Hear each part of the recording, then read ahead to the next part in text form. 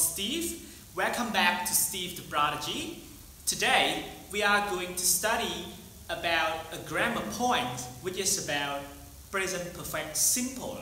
In order to help you learn better about this grammar point, I have divided these lessons into three main parts. The first one, we are going to focus on the form of the present perfect simple, all of those, all the forms. And then we are going to study about the uses of the present perfect simple. Last but not least, we are going to study about some important notes about these grammar lessons, present perfect simple. So in order not to waste time, let's go and study these lessons. So first, let's take a look at some examples. You have seen that movie many times. Have you seen that movie many times? You have not seen that movie many times. So the first example, you have seen that movie many times, is written in the positive or affirmative form. The second example, have you seen that movie many times, is written in the question form. The third one, you have not seen that movie many times, is written in the negative form. Okay, so now let's take a look at each form of the present perfect simple. Let's begin with the affirmative form. For the affirmative form, we have subject plus have or has plus verb 3, which is the past participle, and then plus blah blah blah. For the negative form of the present perfect simple, we have subject plus have or has plus not plus verb 3 and then plus blah blah blah. For the yes/no question, we have or has plus subject plus verb 3 plus blah blah blah.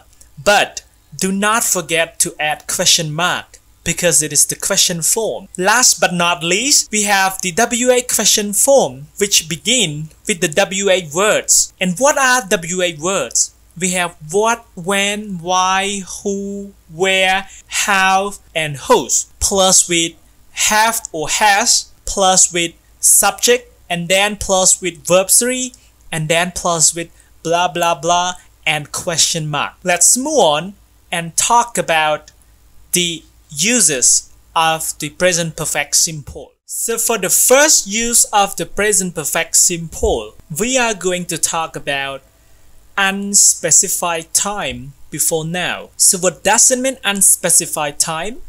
Unspecified time refers to time that is not specific or not clear. So we can use the present perfect to say that an action happened at an unspecified time before now. The exact time is not important. You cannot use the present perfect with specific time expressions such as yesterday, 1 year ago, last week, when I was a child, when I lived in Japan, at that moment, that day, or one day. We can use the present perfect with unspecific expressions such as ever, never, once, many times, several times, before, so far, already, and yet. So let's study some example so that you will understand better. So here I am going to give you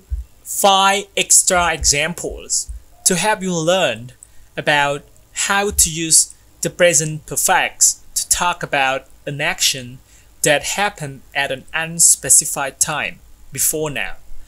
Number 1, I think I have met him once before. Number 2, people have traveled to the moon. Number 3, people have not traveled to Mars. Number 4, have you read the book yet? Number 5, nobody has ever climbed that mountain. Okay, so when we talk about unspecified time, this concept can be very confusing to English learners.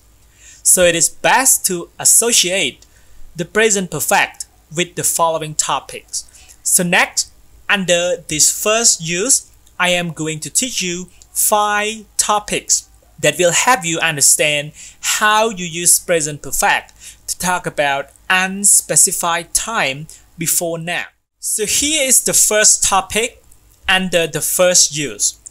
We use the present perfect to talk about unspecified time before now, but we mainly focus on experience. You can use the present perfect to describe your experience.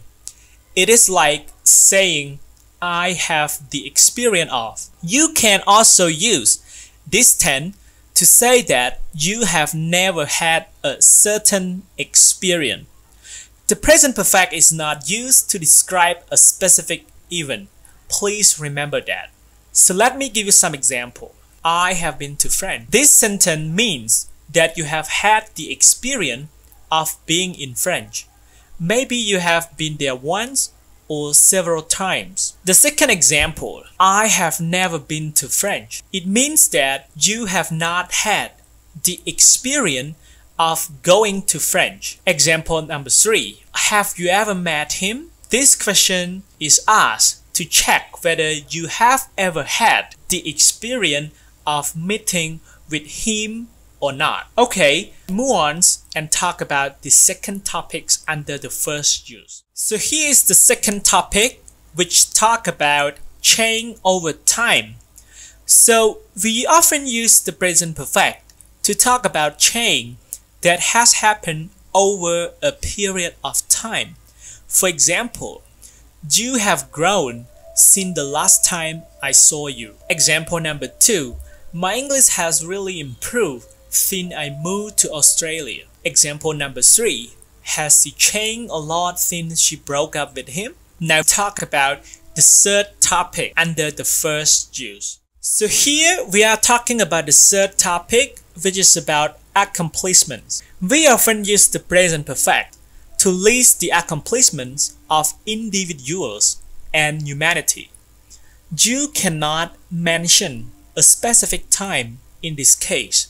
For example, man has walked on the moon. Example number 2, our son has learned how to read. Example number 3, doctors have cured many deadly diseases. We will proceed and talk about the fourth topic under the first use, which is about an uncompleted action you are expecting. So what is it? Let's go. We often use the present perfect to say that an action which we expected has never happened. Using the present perfect suggests that we are still waiting for the action to happen. For example, James has not finished his homework yet. Example 2, Bill has still not arrived. Example 3, the rain hasn't stopped. Okay, now the last topics under the first use. So here is the topic that we are talking about multiple actions at different times. We also use the present perfect to talk about several different actions which have occurred in the past at different times. Present perfect suggests the process is not complete and more actions are possible. For example, the army has attacked the city 5 times. Number 2, I have had 4 quizzes and 5 tests so far this semester. Example 3, she has talked to several specialists about her problem, but nobody knows why she is sick. Okay, now we have finished all the 5 topics under the first use. Let's move on and talk about the second use of the present perfect simple. So this is the second use of the present perfect simple. We use the present perfect simple to talk about the duration from the past until now with the non-continuous verbs. So you can use the present perfect to show that something started in the past and has continued up until now with non-continuous verbs. You can use the verbs live, work, teach and study in this way, even though they are not non-continuous verbs. For example, I have had a cold for 2 weeks. Example 2. She has been to England for 6 months. Example 3. Mary has loved chocolate since she was a little girl. Okay, let's continue and talk about the time expressions used with the present perfect. So when we use the present perfect, it means that something has happened at some point in our lives before now. Remember, the exact time the action happened is not important. Sometimes we want to limit the time we are looking in for experience. So here are the time expressions: ever, never, once, many times, several times, before, so far, already, yet, in the last week, in the last year, this week, this month, up to now. Let me give you some example. Have you ever been to Mexico in the last year? I have seen that movie 6 times in the last month. They have had 3 tests in the last week. She graduated from university less than 3 years ago. She has worked for 3 different companies so far. My car has broken down 3 times this week. You have to notice that last year and in the last year are very different in meaning. Last year means the year before now, and it is considered a specific time which requires simple past. In the last year means from 365 days ago until now. It is not considered a specific time, so it requires present perfect. For example, number 1, I went to Mexico last year, so it means that I went to Mexico in the calendar year before this one. Example 2, I have been to Mexico in the last year. This means I have been to Mexico at least once at some point between 365 days ago and now. Okay, I hope you will be clear at this point. We are going to move on and study about the adverb placement when we use the present perfects with them. So the examples below show the placement for grammar adverbs such as always, only, never, ever, still, just, etc. So examples. Number 1, you have only seen that movie 1 time. Number 2, have you only seen that movie 1 time? So in the affirmative form, the adverb is always placed in between the auxiliary verb have or has and the verb 3 or past participle. And in the question form, the adverb is always placed in between the subject and the verb 3. So please remember the rules of the adverb placement so that you can use them correctly in the sentence. Now, let's talk a bit about how to change the present perfect simple from active to passive voice. Let's take a look at these 2 examples. Example 1. Many tourists have visited Angkor Wat Temple. Example 2.